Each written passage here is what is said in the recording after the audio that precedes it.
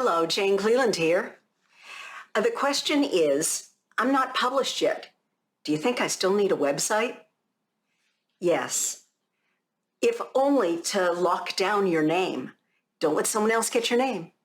So go ahead and register the domain under the name that you're going to use as an author, presumably your name.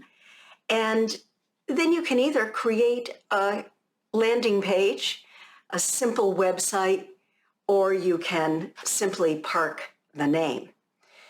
I actually recommend that you do at least a simple website with a bio, a photo showing you in the mode, in the persona that you plan on using as an author. For me, it would be a professional headshot. For some other authors, it's with a kind of wacky hat, or it might be cowboy boots and out in the middle of nowhere with a gun hanging down by my knee. These are personas. So that kind of photo, a little bio, and if you have clips, I would include those.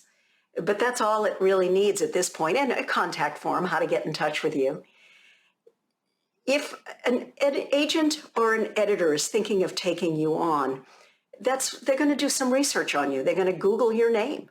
And it would be nice if they found a website that let folks know that you're an author. And you can do that. I think you should do that before publication. Best of luck.